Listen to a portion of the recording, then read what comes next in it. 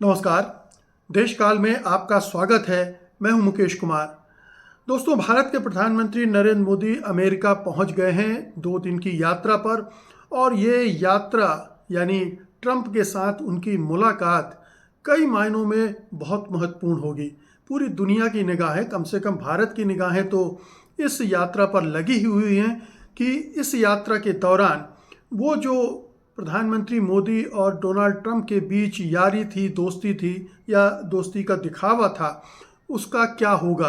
क्या इस यात्रा के दौरान वो फिर से परिभाषित होगी, वो क्या फिर से जिंदा हो पाएगी। और दोनों के रिश्ते जो कि बहुत तनावपूर्ण हो गए थे, इतने तनावपूर्ण हो गए थे कि राष्ट्रपति ट्रंप ने अपने इनॉग्रल सेरेमनी में प्रधानमंत्री मोदी को बुलाया नहीं, बावजूद इसके कि मोदी ने जयशंकर को वहाँ ले जाकर बिठा दिया था कि आप इनविटेशन लेकर आओ। लेकिन ट्रंप नहीं पिघले, नहीं माने और उन्होंने उनको नहीं बुलाया, जबकि चीन के राष्ट्रपति शी जिनपिंग को बुलाया। ये और बात है कि शी जिनपिंग राष्ट्रपति ट्रंप के इस इनविटेशन को उन्होंने गैर ज़रूरी माना, महत्वपूर्ण नहीं माना और वो खुद नहीं गए, अपने विदेश मंत्री को भेज दिया। तो ये जो ट्रंप हैं उनकी प्राथमिकताओं का भी परिचय इससे मिल जाता है। लेकिन असली मुद्दा ये है कि अब जबकि मोदी अमेरिका में हैं और ट्रंप के सामने आमने सामने बैठकर बात करने वाले हैं, तो उसका जो एजेंडा है, हालांकि बहुत सारी चीज़ें कही जा रही हैं, उस पर मैं अभी एक एक करके आऊँगा। लेकिन असली बात जो है वो ये देखा जाएगा कि ट्रंप के साथ मुलाकात के समय अगर साझा प्रेस कॉन्फ्रेंस होती है, उस समय दोनों नेताओं की बॉडी लैंग्वेज क्या है, प्रधानमंत्री मोदी किस तरह से पेश आ रहे हैं, डोनाल्ड ट्रंप उनको किस तरह से ट्रीट कर रहे हैं, ये एक बड़ी बात होगी। लोग निश्चित रूप से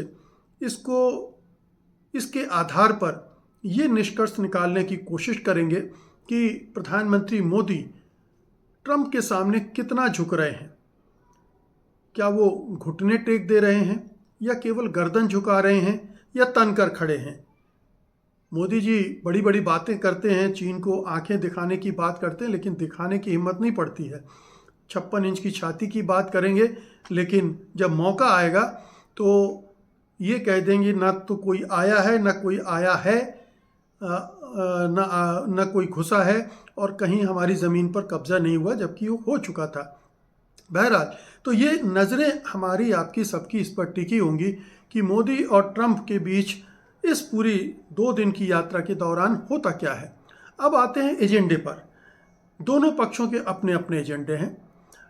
भारत का, प्रधानमंत्री मोदी का, ट्रंप का, ये दोनों एजेंडे किस तरह से चल सकते हैं, कहाँ पर कितनी खींचतान हो सकती है।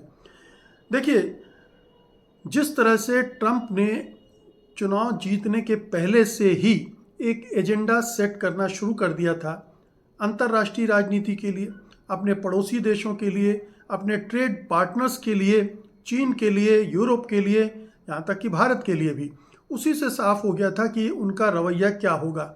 वो एक सनकी किस्म के कारोबारी के तौर पर बिहेव करेंगे, ये सबको पता था, क्योंकि भारत को उन्होंने एक बिगेस्ट टैरिफ अब्यूज़र तक कह दिया था। तो एक तरह की गाली दी थी उन्होंने, और इसी तरह से उन्होंने कुछ और बातें भी कही थी जो कि भारत के लिए चुभने वाली थी, भारत के लिए अपमानजनक भी थी। लेकिन भारत, चूँकि अमेरिका सुपर पावर है, इसलिए भारत कई मामलों में उसे संयम बरतना पड़ता है, धैर्य दिखाना पड़ता है। शायद ये भारत की नीति रही होगी और ठीक ही रही है। हालांकि बीच में जब तक बाइडेन सरकार थी, तब तक जयशंकर की ज़ुबान बहुत कड़वी होती थी, बहुत तीखी होती थी और वो हर बात का जवाब देते थे टेढ़ा ढंग से। लेकिन अब खामोशी है, तो ये इसका मतलब ये है कि बाइडेन के राज में कहने की आज़ादी और सुनने की आज़ादी ज़्यादा थी। ट्रंप के राज में वो नहीं चलेगा।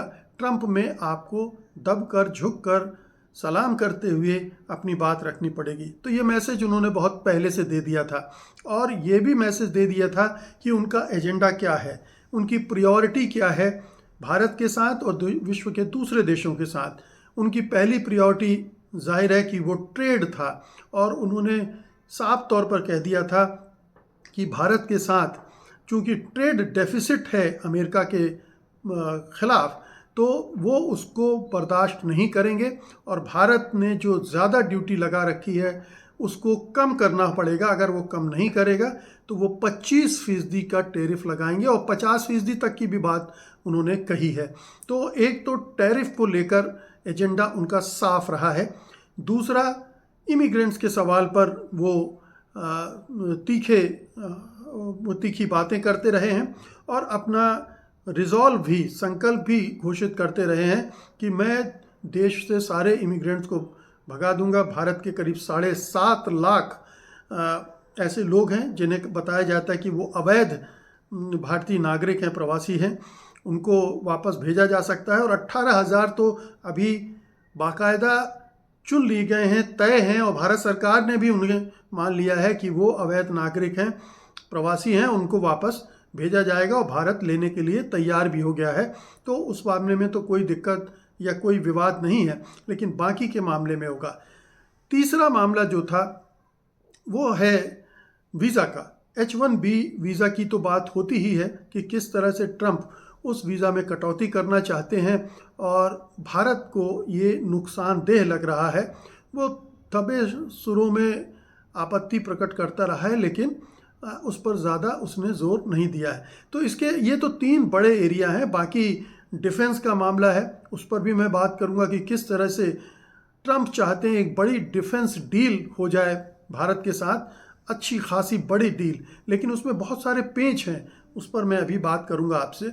लेकिन ये जो मोटे तौर पर एजेंडा ये ट्रंप साहब का है। भारत का एजेंडा क्या है?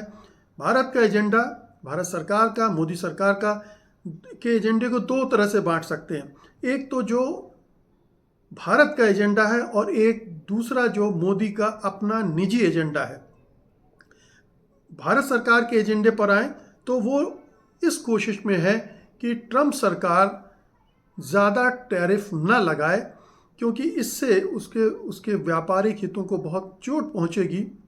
और वैसे ही मोदी राज में इकोनॉमी अब लगातार लड़खड़ाती हुई नीचे जा रही है, और अगर इस तरह के टैरिफ लगेंगे तो और दिक्कत होगी। तो एक तो ये है। दूसरा जो बड़ा मुद्दा है वो, जैसा कि मैंने बताया कि इमिग्रेशन के सवाल पर या वीज़ा के सवाल पर जो उनका है, हम कुछ रियायतें चाहेंगे भारतीयों के लिए, भारत सरकार, एक वो है। तीसरा है चाबहार जो पोर्ट है ईरान में, ईरान पर जो प्रतिबंध लगा रहा है अमेरिका, उसकी वजह से उस पोर्ट पर काम ढीला पड़ जाएगा। उस पोर्ट पर से जो भारत उम्मीद कर रहा था कि उससे चाबहार पोर्ट बन जाने के बाद उसे जो आर्थिक फ़ायदे होंगे वो खतरे में पड़ जाएंगे। तो इस मुद्दे पर भी अमेरिका से वो रियायत चाहेगा। अमेरिका ईरान को सबक सिखाना चाहता है, ट्रंप ईरान को सबक सिखाना चाहते हैं, ईरान को निहत्था कर देना चाहते हैं, ईरान को इतना कमज़ोर कर देना चाहते हैं कि इज़राइल की तरफ वो आंख ना उठा के देखे। तो ये एक उनकी स्ट्रेटजी है, लेकिन यहाँ पर भारत को एसर्ट करना पड़ेगा, ये एक माना जा रहा है। तो ये 3-4 चीज़ें हैं। जहाँ तक प्रधानमंत्री मोदी के निजी एजेंडा का सवाल है तो 2 बातें लगातार उठती रही हैं। एक है गौतम अडानी को वो कैसे बचाएंगे, क्योंकि गौतम अडानी, आपको मालूम है कि जो ब्राइबरी स्कैंडल केस हुआ है उसमें बुरी तरह फंसे हुए अमेरिका में। अभी 2 दिन पहले एक खबर आई थी कि वहाँ का जो कानून है उसमें ट्रंप सरकार ने कुछ परिवर्तन किए हैं और उससे अडानी को लाभ मिल जाएगा। इसी तरह से कुछ जो इंडिया कॉकस के लोग हैं वहाँ लॉबी करने वाले, उनमें से कुछ ने चिट्ठी लिखी है जस्टिस डिपार्टमेंट को कि गौतम अडानी के खिलाफ कार्रवाई ना की जाए। लिखी है मतलब लिखवाई गई होगी अडानी के द्वारा या मोदी सरकार के द्वारा, लॉबिंग इधर से भी हो रही होगी और उनसे करवाई जा रही होगी। तो एक स्तर पर प्रयास वहाँ अडानी को बचाने के चल रहे हैं। लेकिन अगर ट्रंप उसमें अपनी मुहर लगा दें तो अडानी के बचने की बहुत सारी उम्मीदें जाग जाती हैं। हालांकि अमेरिकन कोर्ट इतने आसान नहीं होते हैं जैसे भारत की अदालतें होती हैं, उनको मैनेज करना उतना आसान नहीं होता है। अगर सबूत हैं, और सबूत तो हैं, ये तो वहाँ की एजेंसियाँ, फेडरल कोर्ट, फेडरल एजेंसी भी FBI बता चुकी है, तो ये तो है। तो अब अडानी को बचाने के लिए प्रधानमंत्री मोदी क्या डील करेंगे, किस तरह से दबाव में आ सकते हैं ट्रंप के, और ट्रंप इस मामले में उनको दुहने की कोशिश करेगा, कुछ व्यापारिक फ़ायदे हासिल करने की कोशिश करेगा, और इस मामले में ये देखना होगा कि मोदी क्या करते हैं। एक दूसरा मामला अजीत डोभाल से रिलेटेड है, जो कि खालिस्तानी नेता जो हैं पतवंत सिंह पन्नू, उनकी हत्या की साजिश रचने के मामले में। निखिल गुप्ता तो ऑलरेडी अमेरिकी जेल में है। एक विकास यादव हैं जो रॉ के लिए काम करते थे, अभी भारत सरकार ने कह दिया अब हमारे साथ नहीं है, लेकिन इससे फ़र्क नहीं पड़ता, लेकिन क्योंकि जब वो हुआ था तब विकास यादव कहाँ थे ये मायने रखता है। तो इस मामले में ये माना जा रहा है कि अजीत डोभाल जो थे वो मास्टरमाइंड थे और वो अमेरिका के निशाने पर हैं। तो अपना सुरक्षा सलाहकार को कैसे बचाया जाए और कैसे इस मामले से बाहर निकाला जाए, ये दो बहुत प्रमुख एजेंडे का हिस्सा होंगे। प्रधानमंत्री मोदी का निजी मामला ये मानना चाहिए, क्योंकि अजीत डोभाल उनके खासम खास हैं, और सुरक्षा सलाहकार बदला जा सकता है, सुरक्षा सलाहकार गलत हो सकता है, तो अमेरिका को सौंपा भी जा सकता है अगर उसने ऐसा कुछ किया है तो वो एक अलग इशू है। तो ये दो चीज़ें हैं। अब ये जो पूरा मामला है ये जो पूरी भारत का एजेंडा है और अमेरिका का एजेंडा, ये आपस में टकराते हुए दिख रहे हैं। लेकिन ट्रंप बहुत चतुर व्यापारी हैं, राजनीतिज्ञ तो उतने चतुर नहीं हैं, लेकिन व्यापारी वो बहुत चतुर हैं, और कब अपनी बात से पलट जाएं, कब कहाँ पर ढील दे दें, कहाँ पर आपसे कुछ वसूलने की कोशिश करेंगे, ये कोई नहीं जानता है। लेकिन इस बार ये देखिए कि जो 3 नेताओं का दौरा हुआ है ट्रंप के इनॉग्रेशन सेरेमनी के बाद, उनमें 3 कमज़ोर प्रधानमंत्रियों और राष्ट्राध्यक्षों का हुआ। जॉर्डन के शाह गए हैं, जिनकी प्रेस कॉन्फ्रेंस को आप खुद देखेंगे तो आपको उन पर दया आएगी कि ऐसा लगता है जैसे ट्रंप उनकी गर्दन दबा रहे हैं और वो मिमिया रहे हैं, क्योंकि ट्रंप ने कह दिया कि हम तो गज़ा पट्टी पर कब्ज़ा करेंगे, और गज़ा पट्टी पर करेंगे और 2 नेशन थ्योरी को मानेंगे भी नहीं, और फिलिस्तीनियों को भी नहीं लौटने देंगे गज़ा पट्टी पर। तो ये सारी डेवलपमेंट हुई हैं। तो जॉर्डन के शाह की स्थिति कमज़ोर है। जापान के जो नए प्रधानमंत्री हैं वो भी गए थे, वो भी घरेलू संकट से जूझ रहे हैं, और अब प्रधानमंत्री नरेंद्र मोदी वहाँ हाज़िरी लगाने गए हैं, क्योंकि उनकी भी सामने भी बहुत सारी समस्याएं पेश हो रही हैं। तो नरेंद्र मोदी इस बार कमज़ोर हालत में हैं, उस तरह की स्थिति में नहीं है जो ट्रंप के पहले कार्यकाल के दौरान थे। जिस तरह की मजबूती उनके पास थी, बहुमत था संसद में, और उस समय चूंकि वो एक्सपोज नहीं हुए थे, उनकी कमज़ोरियां जाहिर नहीं हुई थी, उनकी नाकामियां जाहिर नहीं हुई थी, इसलिए वो एक बड़े पेडेस्टल पे खड़े होकर बात कर रहे थे। आज वो हालात नहीं हैं, और इसलिए ट्रंप को भी ये पता है और वो चाबी घुमाने की स्थिति में है। अब सवाल उठता है कि होगा क्या। देखिए, एक तो बहुत बड़ी डील, एक डील तो हमारे भारत सरकार चाहती है कि एक कोई मिनी ट्रेड पैक्ट हो जाए, जिससे ये मैसेज जाए कि भारत और अमेरिका के रिश्ते ठीक हो गए हैं, और भारत को कुछ उससे कंसेशन मिल जाए। फ्री ट्रेड एग्रीमेंट अगर होता है तो उसमें भारत को कुछ प्रायोरिटी भी मिल सकती है। ये भारत का एजेंडा है, लेकिन ट्रंप इसमें शायद तैयार नहीं होंगे, क्योंकि उनका एजेंडा तो मेक अमेरिका ग्रेट अगेन है। वो दूसरे देश की मदद करने की राह पर नहीं चलने वाले हैं, बल्कि दूसरे देश को दबाकर अपने देश के लिए ज़्यादा से ज़्यादा हासिल करने की कोशिश में है। तो जो मिनी ट्रेड पैक्ट की बात की जा रही है वो संभव नहीं लगता है। अब डोनाल्ड ट्रंप की और सारी जो वस्तुएं हैं जो भारत निर्यात करता है, उसमें टैरिफ कम करने का जो दबाव पड़ेगा वो तो लाजमी है। हालांकि भारत ने अभी अपने इसी बजट के दौरान बहुत सारी जो टैरिफ हैं उनको कम किया है, 13% से 11% किया है। हार्ले डेविडसन जो बाइक है उस पर बहुत कम कर दिया है टैक्स। इसी तरह से बहुत सारी जीन्स पर, बहुत सारे जो वस्तुएं हैं निर्यात करने आयात करने वाली अमेरिका से, उन पर टैक्स कम किया है। लेकिन अभी भी अमेरिका को लगता है टैक्स ज़्यादा है, इसलिए वो दबाव ट्रंप की तरफ से डेफिनेटली पड़ेगा। इसे ट्रंप और मोदी डील करेंगे तो मोदी चक्कर में फंसेंगे। अगर मार्को रूबियो और जयशंकर आपसी बातचीत में करेंगे तो शायद कुछ प्रगति हो सके, लेकिन ट्रेड डील अभी लोग मान के चल रहे हैं कि होने वाली नहीं है। अब सबसे बड़ा जो क्रूशियल पॉइंट है इस विजिट में वो है डिफेंस एग्रीमेंट का। अमेरिका चाहता है कि भारत उससे उनके जो फाइटर जेट्स हैं F-35 लाइटनिंग वो खरीदे, और दूसरी तरफ रूस ने एक गोल्डन ऑफर दे दिया है कि अगर भारत उससे उसके Su-57 Su-57 लड़ाकू विमान खरीदेगा तो वो उसको उसके निर्माण में भी सपोर्ट करेगा, टेक्नोलॉजी भी ट्रांसफ़र करेगा और भारत में भी बनाएगा, और रेडीमेड भी तैयार शुदा भी भारत को देगा। और आगे चलकर अगर भारत उस टेक्नोलॉजी का उपयोग करके भारत में विमान बनाता है तो उसे ये छूट देगा कि वो अंतर्राष्ट्रीय बाजार में उन विमानों को बेच भी सके। तो ये कई तरह से फ़ायदेमंद सौदा है।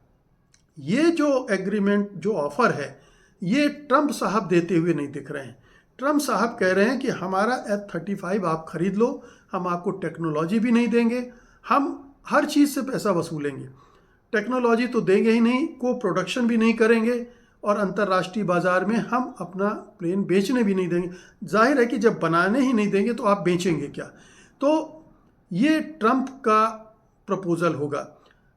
लोग राफ़ेल की फिर से बात कर रहे हैं कि राफ़ेल भी इस होड़ में है, विमान बेचने की, जो फ्रांसीसी कंपनी है वो भी बेचने की होड़ में है, और इन तीनों के बीच में कंपटीशन चल रहा है। तो इन तीनों के बीच में किसका चुनाव करना चाहिए, ये अब प्रधानमंत्री मोदी को, उनकी सरकार को सोचना पड़ेगा।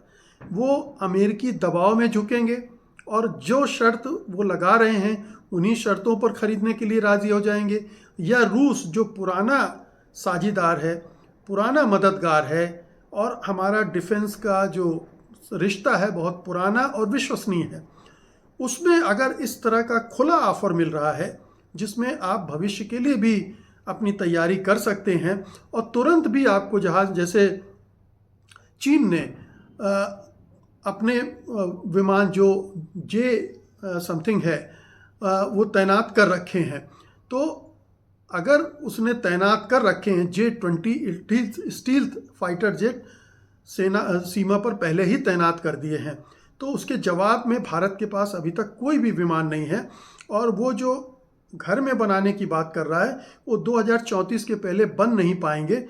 इसका मतलब है कि लगभग 10 साल तक हमारे पास ये विमान होंगे ही नहीं। ये 5th जनरेशन के फाइटर जेट्स हैं और ये तुरंत चाहिए हमारी हवाई सेना को, और उसे मिल नहीं रहे हैं। तो ये देखना पड़ेगा कि अगर रूस ये सारी चीज़ें दे रहा है, हालांकि फ्रांस भी को प्रोडक्शन के लिए तैयार है हिंदुस्तान में। और आपको याद होगा कि राफ़ेल के साथ जो डील हुई थी उसमें प्रधानमंत्री मोदी ने अनिल अंबानी को शामिल किया था, उनको ठेका दिलवाया था, और उसको लेकर बवाल भी काफ़ी हुआ था। तो ये एक फिर से एक विवाद खड़ा होगा कि क्या कौन बनाएगा, जबकि रूस के साथ जो हमारा हथियारों का लेन देन है उसमें रूस हमेशा सहयोग करता रहा है, तो रूस पर निर्भर किया जा सकता है। और रूस का जो विमान है Su-57 वो 5th जनरेशन का ही है और एट पार है किसी भी विमान से, तो उसको प्रायोरिटी देना ज़्यादा समझदारी होगा। लेकिन प्रधानमंत्री कहीं ट्रंप के दबाव में घुटने तो नहीं टेक देंगे, कहीं ट्रंप को खुश करने के लिए, अडानी और डोभाल को बचाने के लिए वो इस तरह की एक डील कर लेंगे जो कि भारत के हितों के खिलाफ होगी, ये देखने की बात है।